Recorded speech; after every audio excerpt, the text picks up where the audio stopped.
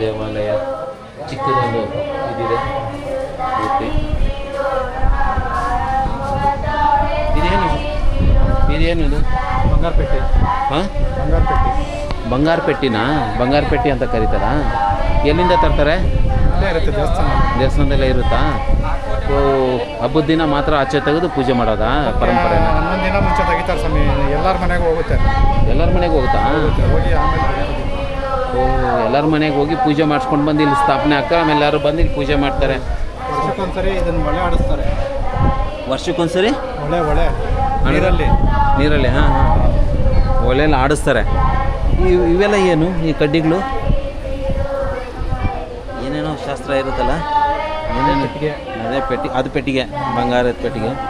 ಇದು ಏನೇನೋ ಒಂದು ಶಾಸ್ತ್ರ ಇದೆ, ತುಂಬ ಚೆನ್ನಾಗಿದೆ. ಇವರು ಕೇಳ್ಬೇಕು ಯಾರು? ಹಾಂ ಹಾಂ ಹಾಂ ಇವರೆಲ್ಲ ಹೇಳ್ತಾರೆ. ಇವ್ರಿಗೆ ಗೊತ್ತಿರ್ತದಣ್ಣ. ಇದೇನು ಸ್ವಾಮಿ, ಏನು ಶಾಸ್ತ್ರ ಇದು, ಏನು ಪರಂಪರೆ? ನಿಮ್ಮ ಮಾಮೂಲಿ ನಮ್ಗೆ ವಂಶ ಪರಂಪರೆಯಿಂದ ಬಂದಿರೋ ಇದು. ಮಾಮೂಲಿ ಜಾತ್ರೆ ಇದು. ನೀವ್ಯಾರು?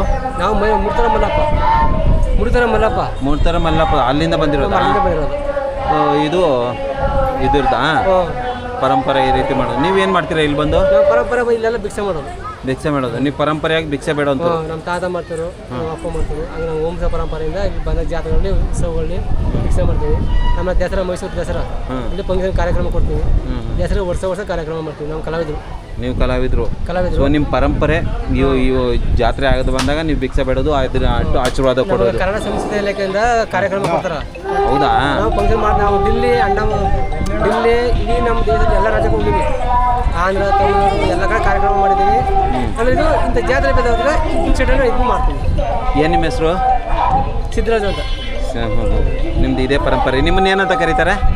ಗೊರವಯ್ಯ. ನೀವೇನ ಗೊರವಯ್ಯ ಅಂದರೆ? ಸೊ ಗೊರವಯ್ಯ ಅವರು ಬಂದಿದ್ದಾರೆ ನಮ್ಮ ಕಣ್ಣು ಮುಂದೆ. ಸೊ ವೀಕ್ಷಕರೇ, ನೀವು ನೋಡ್ತಾ ಇದ್ದೀರಿ, ಇವರು ಗೊರವಯ್ಯ ಅವರು. ಇವರು ಜಾತ್ರೆಗಳಲ್ಲಿ ಬಂದು ಭಿಕ್ಷೆ ತಗೊಂಡು ಅವ್ರಿಗೆ ಆಶೀರ್ವಾದ ಮಾಡೋವಂಥದ್ದು ಇವ್ರ ಪರಂಪರೆ. ಸೂಪರ್. ನಿಮ್ಗೆ ಹೆಂಗೆ ಗೊತ್ತಾಗ್ತಾರೆ ಇಲ್ಲಿ ಜಾತ್ರೆ ಆಗ್ತಾರೆ ಅಂತ? ಓ, ಬರ್ತಾರೆ ನಿಮ್ಮ ಕಡೆ ಎಲ್ಲ? ಹೌದಾ, ಸರಿ.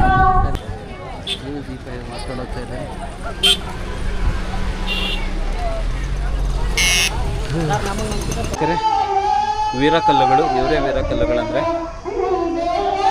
ಇದೆಲ್ಲ ಅವರ ಶಾಸ್ತ್ರ ಇರುತ್ತೆ. ಈ ಶಾಸ್ತ್ರ ಪ್ರಕಾರ ಇಲ್ಲಿ ಪೂಜೆ ಮಾಡ್ತಾರೆ. ನಮ್ಮ ಕರ್ನಾಟಕದಲ್ಲಿ ಮುಳಬಾಗಿಲು ತಾಲೂಕಲ್ಲಿ ಇರುತ್ತೆ ಈ ವೀರಕಲ್ಲುಗಳು. ತುಂಬ ಸಿಗ್ತವೆ ನಮಗೆ.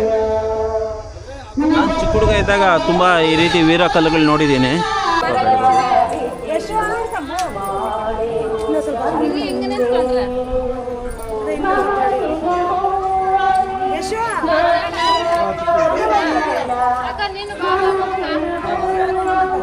ಇದು ದೀಪ ಬೆಳಗೋರು, ಇವರು ಗೊರವಯ್ಯ ಅವರು.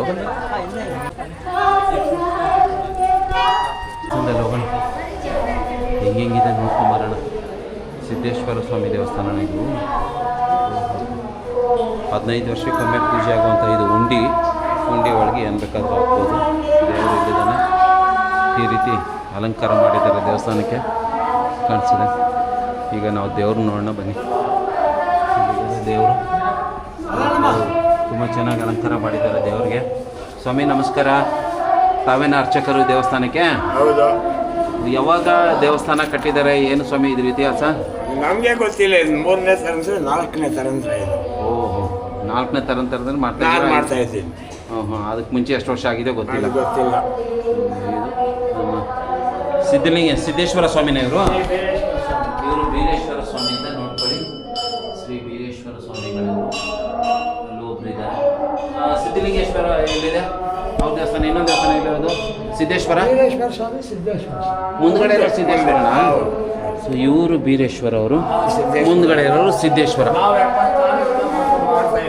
76ರಿಂದ ನೀವು ಮಾಡ್ತಾ ಇದ್ದೀರಾ. ನಿಮ್ಮದು 4ನೇ ತಲಾಂತರ. ನಿಮ್ಗೆ ಗೊತ್ತಾ? ನಮ್ಮದು ಮುಡಿನೂರು. ಏನು ಇದು ಇತಿಹಾಸ? ಏನು ತಿಂಗಳಿನಿಂದ ಆಗ್ತಾ ಇರ್ತದೆ. ತೆಂಗಿನಕಾಯಿ ಹೊಡಿತಾರೆ ತಲೆ ಮೇಲೆ. ತೆಂಗಿನಕಾಯಿ ಹೊಡೆದಿದ್ದು ಆಗೋಯ್ತಾ ಕಾರ್ಯಕ್ರಮ? ದೀಪಗಳು ಬರ್ತಾವೆ. ಇವರೇ ಬೀರೇಶ್ವರ ಇರಬೇಕು, ಅವರೇ ಸಿದ್ದೇಶ್ವರ ಇರಬೇಕು. ಒಳಗಡೆ ಹೋಗ್ಬೋದಾ?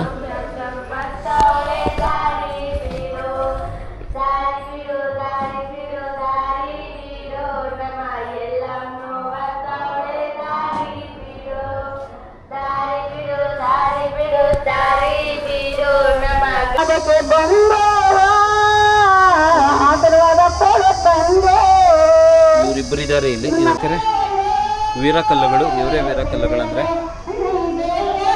ಇದೆಲ್ಲ ಅವರ ಶಾಸ್ತ್ರ ಇರುತ್ತೆ. ಈ ಶಾಸ್ತ್ರದ ಪ್ರಕಾರ ಇಲ್ಲಿ ಪೂಜೆ ಮಾಡ್ತಾರೆ. ನಮ್ಮ ಕರ್ನಾಟಕದಲ್ಲಿ ಮುಲ್ಬಾಗಲ್ ತಾಲೂಕಲ್ಲಿ ಇರುತ್ತೆ ಈ ವೀರಕಲ್ಲುಗಳು, ತುಂಬ ಸಿಗ್ತವೆ ನಮಗೆ. ನಾನು ಚಿಕ್ಕ ಹುಡುಗ ಇದ್ದಾಗ ತುಂಬ ಈ ರೀತಿ ವೀರಕಲ್ಲುಗಳು ನೋಡಿದ್ದೀನಿ. ಕರ್ನಾಟಕದಲ್ಲಿ ಎಷ್ಟು ಜಾಗದಲ್ಲಿ ಈ ರೀತಿ ಪೂಜೆ ಮಾಡ್ತಾರೆ? ಕರ್ನಾಟಕದಲ್ಲಿ ಎಲ್ಲ ಕಡೆ ಇಲ್ಲ. ಬೆಂಗಳೂರು ಗ್ರಾಮಾಂತರ ಜಿಲ್ಲೆ, ಚಿಕ್ಕಬಳ್ಳಾಪುರ ಜಿಲ್ಲೆ, ಕೋಲಾರ ಜಿಲ್ಲೆ, ಇಷ್ಟರಲ್ಲಿ ಮಾತ್ರ ಇದು ಪ್ರಮುಖವಾಗಿ ಇರುವಂಥ ಸಂತ. ಹೌದಾ? ಒಂದೊಂದು ಜಿಲ್ಲೆ ಒಂದೊಂದು ಜಾಗದಲ್ಲಿ ಅಷ್ಟೇ? ಎಲ್ಲ ಜಾಗದ ಬೇರೆ ಬೇರೆ ಕಡೆ ಇದ್ದಾವೆ, ಬಟ್ ಈ ಜಿಲ್ಲೆಗಳಲ್ಲಿ ಮಾತ್ರ ಇದೆ, ಬೇರೆ ಹೊರಗಡೆ ಇಲ್ಲ. ಸೊ ಆಗೋಯ್ತು ಅಂತ ಇಲ್ಲಿ